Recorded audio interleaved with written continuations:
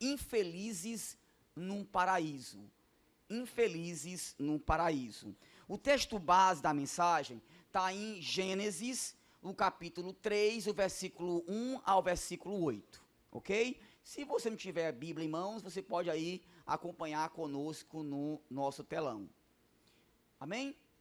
Ora, a serpente era a mais astuta que todos os animais do campo que o Senhor Deus tinha feito.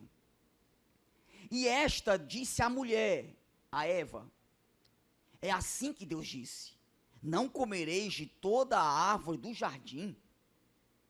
E disse a mulher à serpente, do fruto das árvores do jardim comeremos, mas do fruto da árvore que está no meio do jardim, disse Deus, não comereis dele, nem dele tocareis, para que não morrais. Preste bem atenção. Então a serpente disse à mulher, certamente não morrereis, porque Deus sabe que no dia em que dele comerdes, se abrirão os vossos olhos, e sereis como Deus, sabendo o bem e o mal. E viu a mulher que aquela árvore era boa para se comer, e agradável aos olhos, e árvore desejável para dar entendimento. Tomou do seu fruto. E aí eu abro um parênteses, um colchete e uma aspa, para brincar com você, para uma brincadeirinha aqui. Aqui não diz que era uma maçã, que era uma tangerina, que era uma banana. Apenas diz que Eva pegou o fruto. Eu digo isso porque a gente vê nos retratos por aí, Eva comendo a maçã. Mas não tem base bíblica para isso. Então, tomou do seu fruto e comeu. E deu também a seu marido, e ele comeu com ele. Então foram abertos os olhos de ambos, e conheceram que estavam nus, e coseram, fabricaram folhas de figueira, e fizeram para si aventais. E ouviram a voz do Senhor Deus que passeava no jardim pela virada do dia.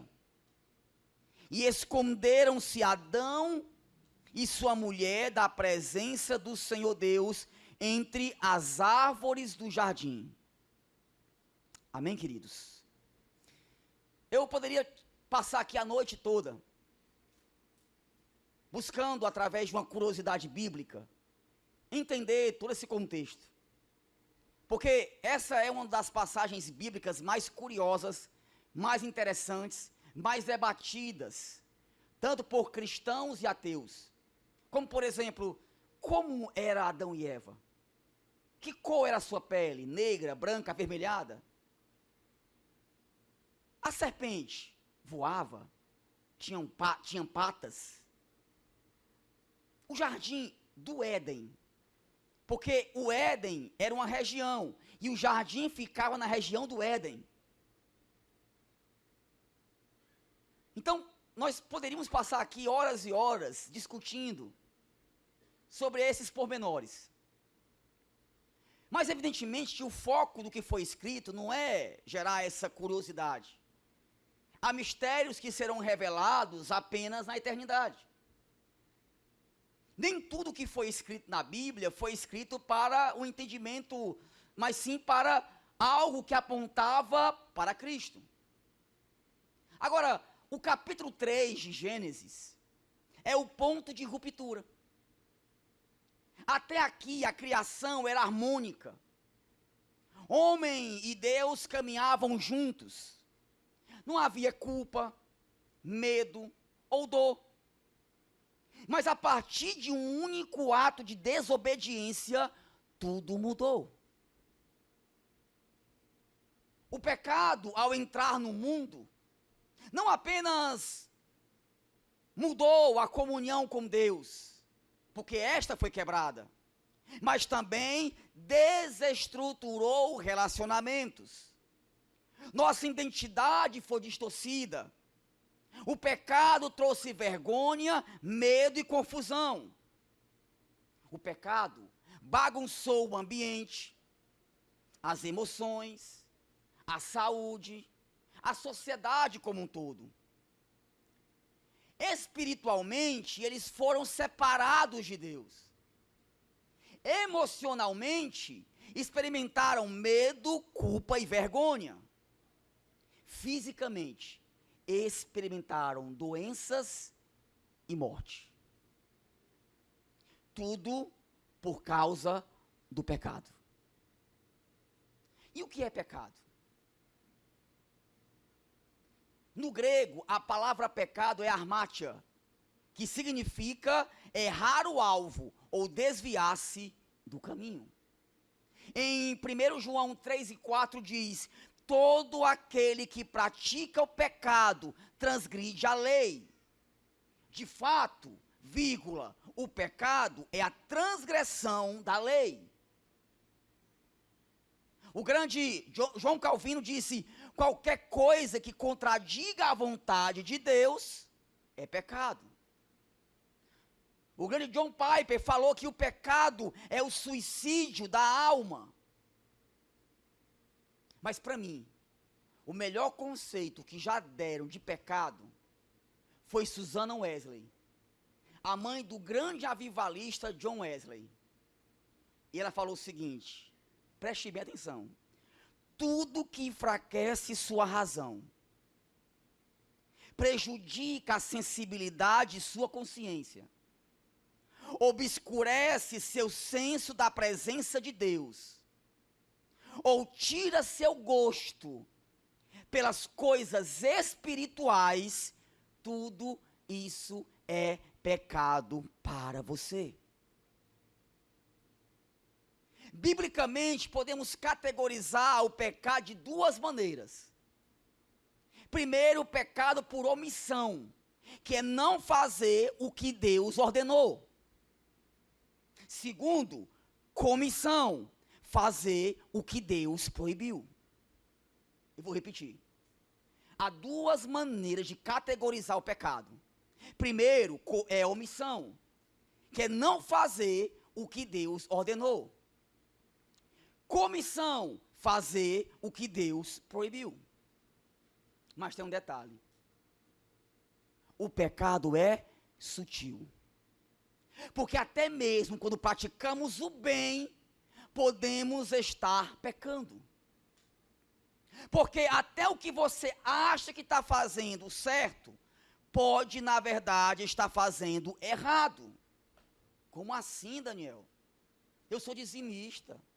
O seu dízimo pode ser pecado. Eu não perco um culto. Vim para o culto todo domingo pode ser pecado. Eu vou explicar, antes de você me chamar de herege. Mateus 22, 36, 38 diz: mestre, qual é o maior mandamento da lei? Alguém perguntou isso para Jesus. E ele respondeu: ame o Senhor, o seu Deus, de todo o seu coração, de toda a sua alma e de todo o seu entendimento. Este é o primeiro e maior mandamento. Isso quer dizer o seguinte, e eu repito: o seu dízimo pode ser pecado. Liderar uma célula pode ser pecado. O seu louvor pode ser pecado. Vir para a igreja pode ser pecado. Por quê? Sua motivação em tudo isso pode ser tudo, menos amar a Deus sobre todas as coisas. E isso é pecado. A Bíblia diz que até os nossos bons atos de justiça são para Ele como um trapo de imundícia. Pesado isso. O que é um trapo de imundícia? Na época, não havia absorvente como a gente conhece hoje. As mulheres usavam um lenço para estancar a hemorragia de sua menstruação. E Deus diz que até aquilo que você faz de bom para Ele é como um trapo de imundícia. Por quê? Por que quando eu vou pregar aqui, eu oro e falo: Senhor, tira todo o orgulho, toda a prepotência, toda a vaidade do meu coração? Porque isso aqui é perigoso.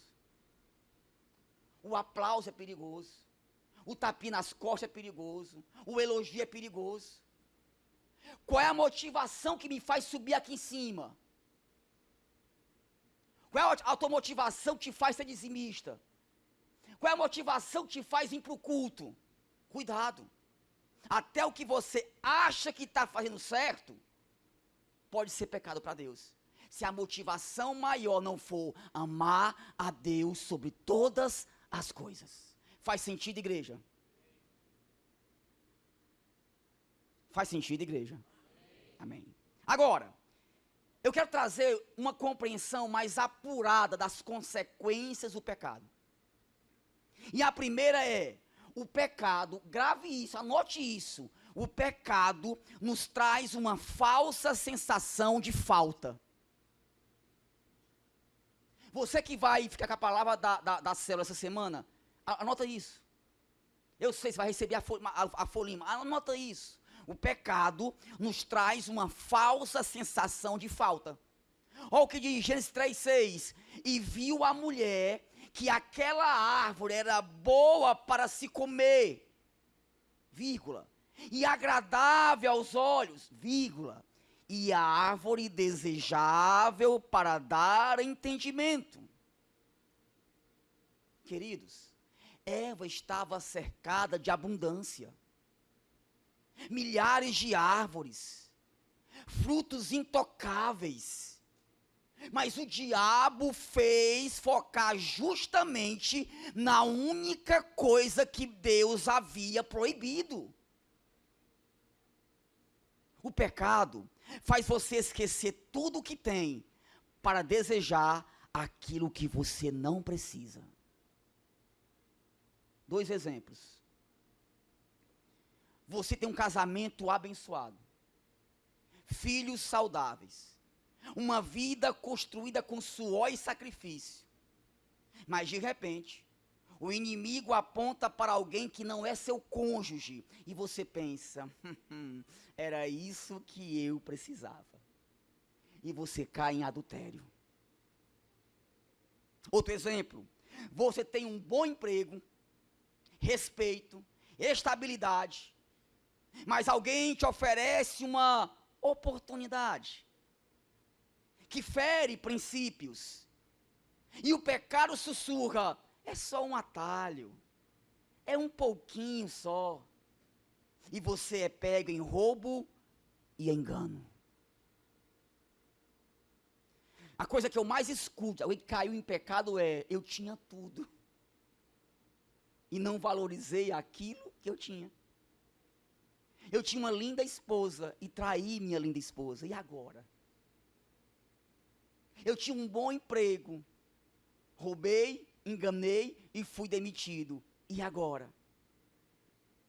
O Éden era perfeito. Mas o pecado conseguiu gerar insatisfação até no paraíso. E sabe por quê? O pecado não começa com a transgressão, ele começa com a distorção da percepção. O que Eva viu, julgou e desejou, não era necessidade, era ilusão. O pecado nos convence de que Deus está nos privando, quando na verdade Ele está nos poupando. Isso é forte, irmãos. Segunda coisa que o pecado faz, o pecado nos traz uma falsa promessa. Porque Deus sabe, olha o que a serpente disse para Eva, porque Deus sabe que no dia em que dele comerdes, se abrirão os vossos olhos. Aí lá vem a falsa promessa, e sereis como Deus, sabendo o bem e o mal. O pecado não apenas nos faz desejar o proibido, ele também nos promete o impossível. A promessa era, vocês serão como Deus.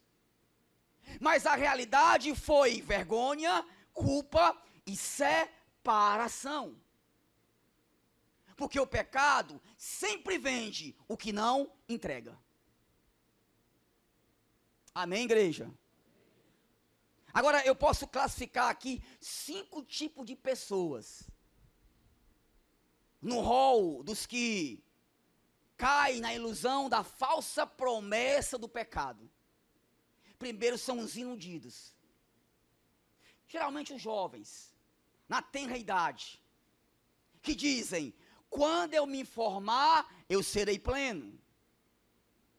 Quando eu me casar, serei feliz. Quando eu ganhar na Mega Sena, serei próspero. Quando eu tiver o corpo perfeito, serei admirado. Quando eu alcançar o sucesso, serei completo.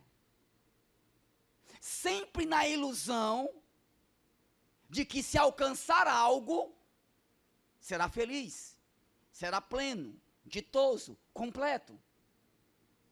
Arthur Schopenhauer disse: a vida é uma constante oscilação entre a ânsia de ter e o tédio de possuir. Mas também tem os ressentidos. E quem são os ressentidos? São aqueles iludidos que, com o passar do tempo, começam a perceber que não estão conseguindo alcançar aquele algo a mais. Não conseguem um casamento feliz. Até troca de iPhone, mas a Apple lança uma nova versão. Jogam toda semana na loteria sem sucesso. E ainda culpa o mundo, os outros e os obstáculos.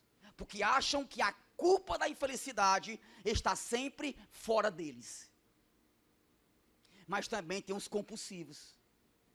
São aqueles que acreditam que o acúmulo de bens e as realizações trarão satisfação. Correm atrás de mais e mais. Casa nova, emprego novo, parceiro novo, mas o vazio é o mesmo, só o cenário muda. E aí me faz lembrar de Michael Jackson, o rei do pop, que um dia fechou um supermercado nos Estados Unidos, fechou, para realizar um sonho. Pegar um carrinho de compras, pastor, e de gôndola em gôndola colocar abacaxi, melão, feijão, café ainda dá, café. Ele fechou aquilo que a gente faz, que é tão costumeiro, que é ir no supermercado, ele fechou, porque ele queria sentir o prazer e a felicidade de fazer uma compra. Tem um documentário no YouTube, em que ele chega numa loja de decoração, muito chique em Nova York, eu acho, não lembro qual é a cidade, eu acho que é na Califórnia, acompanhado de vários seguranças. Ele entra na loja e diz: eu quero isso, eu quero isso, eu quero isso, eu quero... Ele não toca, não experimenta, não sente, não pensa, posso, não posso, é legal, não, ele só compra. Após sua morte, foi encontrado um depósito gigantesco, com milhares de compras que ele fez e nunca usou, tudo embrulhado ainda. Infeliz. Porque achava que o acúmulo de bens o faria alguém feliz. E aí só um adentro aqui. No dia que ele faleceu, a tia Nessi faleceu. Para quem não sabe, tia Nessi é irmã da minha avó, nós carinhosamente chamávamos de tia Nessi aqui na cidade. Uma mulher simples, de oração, humilde, que abria suas portas da sua casa humilde para orar, interceder por muitas pessoas que precisavam de uma oração. E no dia que Michael Jackson morreu, minha tia Nessi também faleceu. E nesse dia eu fiz a seguinte reflexão: e agora? Quem é feliz de verdade? Mas também tem os frustrados. Esses conseguiram acumular muitos bens, alcançaram o sucesso que tanto almejavam, chegaram ao topo e perceberam que o topo também é vazio. E concluíram: o problema sou eu. E aí é porta aberta para depressão, ansiedade e suicídio. Conquistaram tudo, compraram tudo, mas estão frustrados, porque esse tudo não amenizou o vazio. Timothy Keller disse: a essência do pecado é construir nossa identidade em qualquer coisa além de Deus. E por último, os escapistas tentam escapar da frustração ajudando os outros. Mas até isso se torna uma forma disfarçada de orgulho.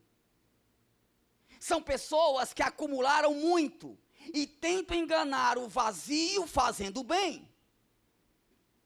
Eu conheço gente assim. Rico, milionário, próspero, e acha que dando cesta básica, sendo caridoso, vai amenizar o seu vazio. Aí tentam escapar da frustração doando, dando, mas continuam vazios, infelizes. O teólogo cearense, pastor Iago Martins, muito conhecido hoje no Brasil, disse isso que me chamou muita atenção. Olha o que ele disse: infelizmente, nós frequentemente temos a sensação de que, se estivermos fazendo algo bom, então nossas motivações estão acima de qualquer questionamento. Será? Muito pelo contrário. Não há melhor lugar para esconder nossas más motivações do que no serviço ao próximo. Estão entendendo a sutileza? E eu encerro essa mensagem com o terceiro ponto, que diz que o pecado nos faz fugir da verdadeira felicidade. Gênesis 3:8 diz: e ouviram a voz do Senhor Deus, que passeava no jardim pela viração do dia. Esconderam-se Adão e sua mulher da presença do Senhor Deus, entre as árvores do jardim. Antes do pecado, a presença de Deus era um lugar de comunhão. Depois do pecado, virou motivo de medo. Antes eles tinham um relacionamento, uma conversa diária com Deus. Gente, às vezes, eu fico me questionando aqui com meus botões, que tipo e que nível de conversa era essa? A Bíblia diz que Adão e Eva ouviram toda a virada do dia, as pisadas de Deus chegando no jardim para conversar com eles. Eles tinham intimidade com Deus, relacionamento com Deus. Mas o pecado destruiu tudo. E eles correram e se esconderam. Preste bem atenção nesse ponto agora. Por favor, não se distraia. É aqui que Deus quer falar para você essa noite. O pecado fez eles correrem de quem eles mais conheciam. Em vez de correr para Deus, eles fugiram de Deus. E sabe por quê? Porque o pecado não muda Deus, muda a nossa percepção dele. Você pode continuar em pecado, insistir no erro, Deus continua sendo o mesmo. E digo mais, ele ainda passeia no jardim, ainda fala com amor, mas Adão e Eva agora estavam escondidos, tinham medo. O pecado nos faz correr de Deus, quando deveríamos correr para Deus. Tem gente fugindo da igreja, fugindo da comunhão com os irmãos, tem abandonado a comunhão em oração, e se afastado do seu chamado e do seu propósito, com medo de Deus. Não está aqui no esboço? Eu separei aqui, pastor Anderson, olha que interessante. Gênesis 2, versículo 10. E ele respondeu, quem? Adão. Ouvi teus passos no jardim e fiquei com medo.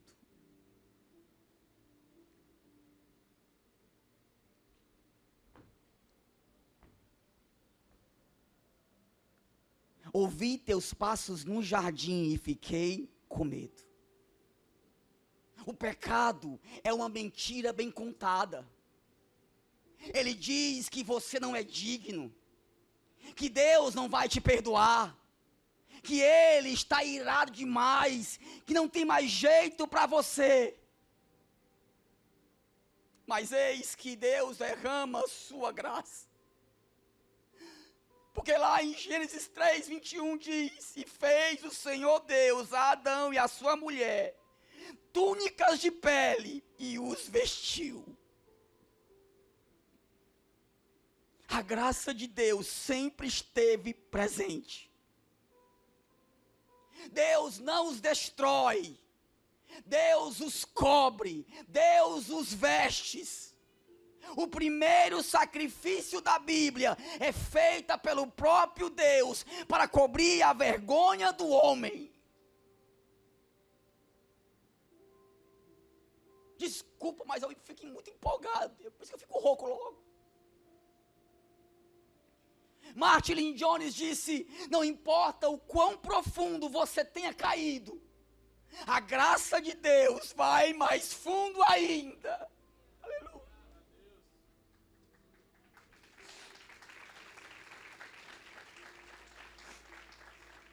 Talvez você esteja como Adão, escondido entre as árvores, envergonhado, fugindo, se afastando da comunhão, da oração, do propósito. Mas Deus ainda passeia pelo jardim, ainda chama seu nome, Maria, Ana, Anderson, Bel, Diego, Francisco. Ele ainda quer restaurar você, ainda quer ter um relacionamento profundo com a sua criação. O pecado te convenceu de que falta algo. O pecado te prometeu algo que nunca poderá cumprir. O pecado te fez fugir do único que pode te curar. Quando Adão e Eva pecaram, eles se esconderam. E aqui eu me empolgo. Porque a primeira pergunta de Deus não foi: o que vocês fizeram? A primeira pergunta de Deus foi: cadê vocês? Você não entendeu?